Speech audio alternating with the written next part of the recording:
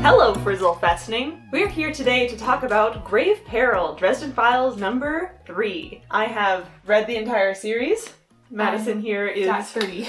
got 3 down. Plot stuff first. What did you think about the mystery of this one? I have mixed feelings on the mystery of this one. I feel like the farther you get into the book, the more complicated the mystery gets. Yeah. And part of that is because Dresden has made some faulty assumptions about the mystery from the very beginning. So then we have to do like a lot of backtracking and kind of reevaluating, which in some ways makes it really interesting, but I think in other ways makes it less satisfying as a mystery arc. Just like that you felt like you couldn't figure it out as much because you had more red herrings, or like what's... And there's so many other plot things also happening. Yeah. And there's so many different layers of the plot. There's the ghost, there's the torture of the ghost, there's like who is behind it and who is working with who.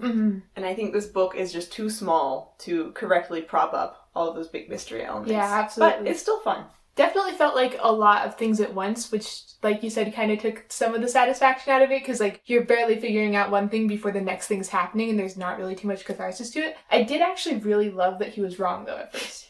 I think that was kind of a neat way to, like... Because, you know, a lot of the time in mystery books, and especially in these ones, like last book, you know, you find the biker gang and you're like, oh man, well obviously it's not going to be these guys because that's just how red herrings work. They drop it off in the first couple seconds and maybe they're relevant later, but they're not the main people behind things. But like he figures it out halfway, but because he's like making so many assumptions, he goes the wrong way with it. And I think that that's kind of satisfying that like you have the pieces that you need, but then we get to see him put them together wrong. It kind of almost goes in the opposite direction of a lot of mystery novels that you see where it's like, oh look, this person is just so smart and they're going to figure out everything before the reader because we're not going to tell the reader half the things.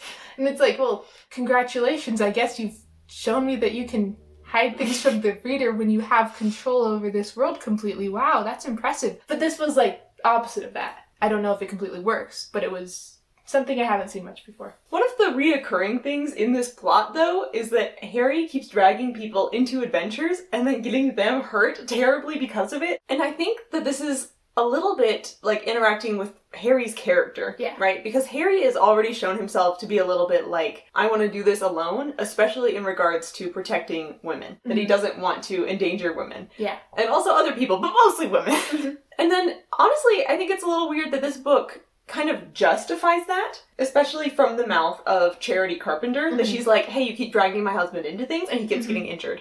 And totally fair. But it also kind of feels like they're like losing some development from the last book where he kind of realized, oh yeah, hiding things from Murphy, who is a like, you know, police officer whose responsibility is to figure these things out, is actually getting her into a lot of dangerous situations where it was the fact that he was trying to keep people separate that was the problem, rather than this where it's, oh look, every time that people join you, they're like, you know, getting hurt. And that's why I don't like it when Murphy gets hurt, because Harry involved her in a previous adventure that's now coming back to bite them, because it does feel like thematically going against the lessons Harry's been learning. And I've liked the lessons that Harry learned in book 2, because it was about respecting women to make their own decisions. Yeah, felt like a lot of the female characters kind of got shafted in this one a little bit as far as like having chances to develop and being treated kind of like women characters.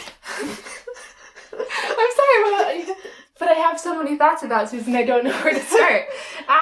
Okay, so Susan's character, basically, she's ambitious, she's really smart. And I feel like they got half of that, and they kind of threw the other half out of the window. She's definitely still ambitious. Every opportunity that there is to have a misunderstanding between these two characters happens. They don't communicate at all. It doesn't feel like they really could have like any kind of romantic relationship because they just don't seem to respect each other. For someone who specializes in the supernatural, she does so many things that anyone who knows the slightest bit about supernatural mythology would be like, no, you don't, you know, walk into a party of vampires without any protection. Like, why? Why did they have to make her stupid to make the plot work? That is the crux of it. That in order for this plot to work, she has to be very stupid and making terrible decisions. And then part of that is on Harry's head for not giving her the full information. But like you said, like, she already has a lot of the information. She should know how stupid these decisions are. Yeah. But then apparently not. I feel like it's very in character for Susan, at least in this book, to make a foolhardy bargain with a fae, even though Michael is protesting, in order to save Harry. That fits with the Susan in this book. Does it fit with the Susan in previous books? Maybe. I mean, I feel like the Susan in previous books would have avoided being in that situation in the first place. Maybe a little bit better. Yeah, like she knew her boundaries. Yeah. She knew her... Not her boundaries, she knew her limits. You know, because she's a civilian. She doesn't know how to deal with werewolves or vampires, and she knows that. in the earlier book. And now has forgotten it for plot reasons, which is sad because I do kind of like a lot of elements of Susan. Yeah, and I do also like that she doesn't put up with Harry's bull in this book, where he's very failing to communicate with her, and she's like, well, then I'll do it by myself. And maybe that's not the smartest decision, but I do appreciate her spunk. I guess another problem with Susan being so badly written in this book is that it feels like her character is very central to one of the major arcs in this book and the thematic things for Dresden that are developed throughout it, which is the whole thing from the very beginning with him not being able to say I love you. This is one of the reasons that I love Grave Peril as a book. Mm-hmm. Because of the I love you arc and theme and character development for Dresden. Yeah. It's so cheesy and so playful. That's kind of why I love it. Mm-hmm. Because Harry is learning how to say I love you, and that turns out to be a major, powerful thing for him in the end of the book in defeating the evil. And I'm kind of a sucker for that. It's the power of love saving the day in the best way. I think not all books have to be like gritty realism. Love doesn't really save the day. It's a fantasy book. Love can just save the day.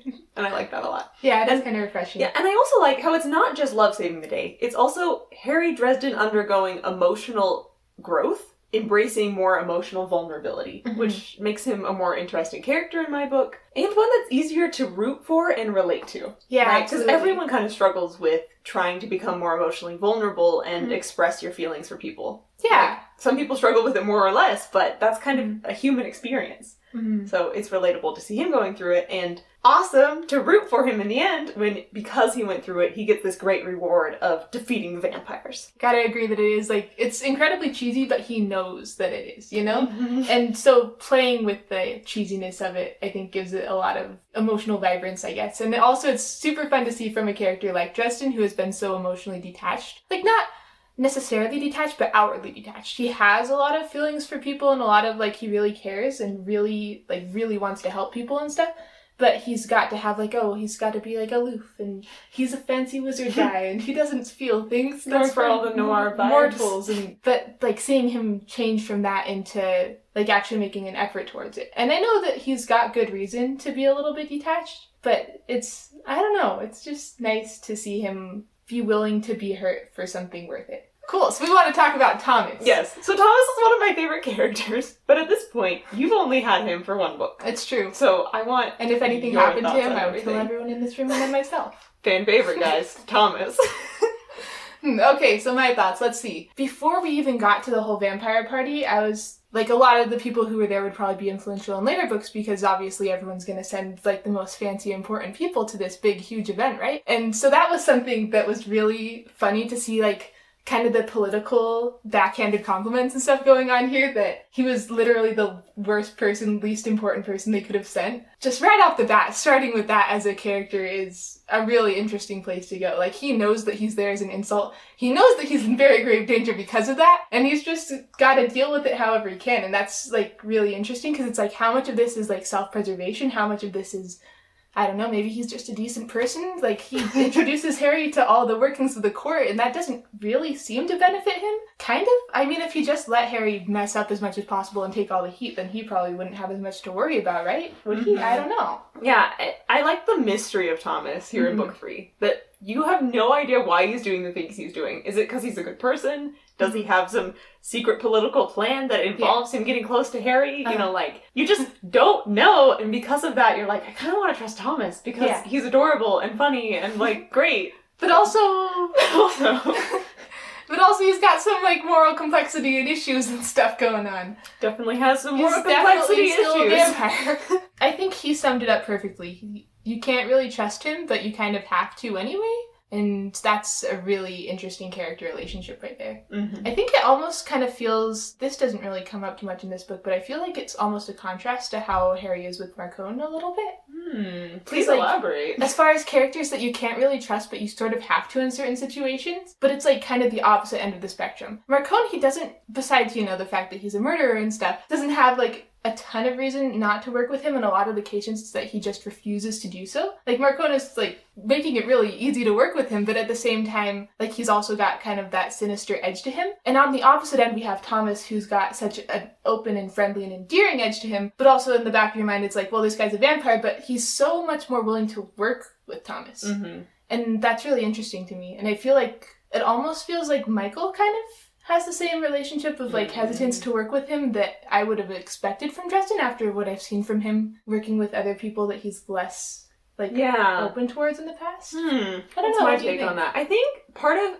Harry's extreme reluctance to work with Marcone is because they've soul-gazed. Because he's seen that not only is Marcone willing to do murders, like, he's black down to his core in a lot of ways. So that was Harry's, like, one of his first impressions of Marcone. But one of his first impressions of Thomas is, like, here's a friendly guy at a party helping me out. So even though they are equally, like, in the dark web, and kind of equally, like you said, like, probably shouldn't trust them at all, it's a lot easier to trust Thomas because he's charming. And that could also be part of his, like, emotion magic working on Harry.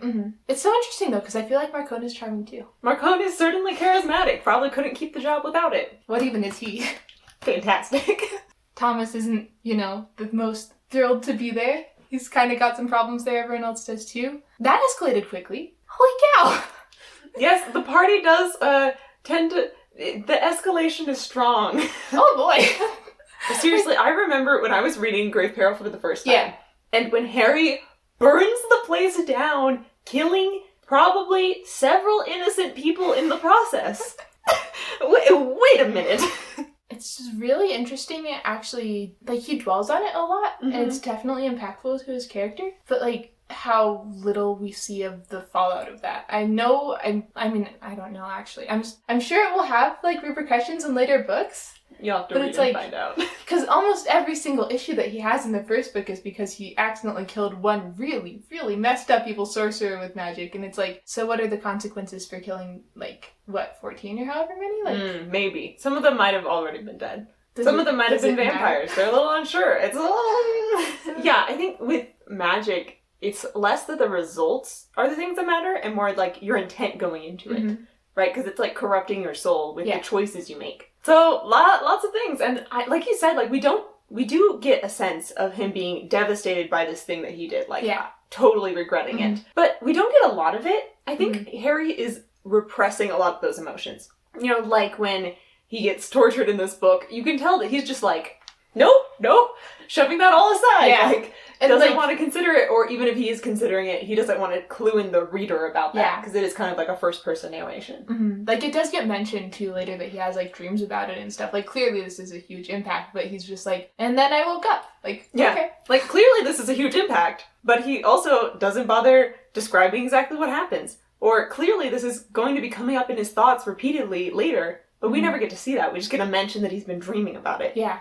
And that, like, that's one of the things that Kravos chooses to talk about, too. Like, he knows it had an impact. It's interesting. I love this first-person narration because you get to see so much of that, like, unreliable narrator stuff. Because there's some other things that he's been dreaming about, too. I wonder how much of it is, like, how much is going to come forward to be super relevant and important later, That's actually why I'm excited about book 18. Because the author has hinted that book 18 we're going to deal a little bit more with the things he's been having nightmares about from before the series and during the series. So, like... Anyway, you'll have to get through books 4 through 17 first, but... just a little bit of reading. Yeah, just give me a couple weekends. If you binge it hard enough. I don't have quite as much of your binge reading skills, but I'll endeavor. I wish I didn't have as much binge reading skills. I'd get more homework done. Anyway, overall, on a star scale, what would you rate this book? I kind of want to read it in comparison to the other books that I've read in this series so far a little bit. Yeah, you can elaborate on that. Give it 2 different ratings by itself and as a series. Yeah. I guess as a follow-up to previous books in the series, there's a couple things that I was unsatisfied with, like a little bit of disjointedness with so much going on and the way they massacred my girl. But, so I would say maybe, like, compared to the best one in the series so far, probably a 4. Yeah, actually, you know what? A 4 all around. I think it's 4 out of 5. I think I would have rated it 4 out of 5 when I first read Grave Peril. But here on a reread, actually I think it's my 3rd time reading it, I think I'm bumping up to 5. Just how I love the book. Even though how much of this has to do with the fact that it, like, gives you things to theorize about? It's a little bit of a lot. She's heard a lot of my theories. But on a reread, I can appreciate the building blocks that Grave Peril sets up that future books knock over those dominoes. So it gives it more depth there. And I think also... The first time I read it, I was more bothered by, like, the over description sometimes of women's bodies, Yeah. or Susan getting more dumb, but I think because, one, I was already aware of the Susan getting more dumb and was able to just move on, and then two, I've been reading more sexist books recently, just in comparison, it was like, oh, this isn't too bad at all. So, do you feel like, you said that it kind of improves as the way it contributes to the rest of the series? Would you give it a 5 as part of the series and a 4 as a standalone book, or would you give it a 5 as just on its own as well? I think I'd give it a 5 as a standalone book. I'd give it a 4 as a book 3, because of what you said with them massacring Susan. Yeah. I'd give it a 5 as a contribution to the whole series. If you're interested in buying some Dresden Files merch, please head on over to my store. There's a link in the description along with designs from various other fandoms and thingies like Monet and Chloe Frizzle. What do you think about this book and things we've talked about? Please let us know in the comments. Definitely be reading those. And comment with a ghost emoji if you made it to the end of the video. Thanks for watching.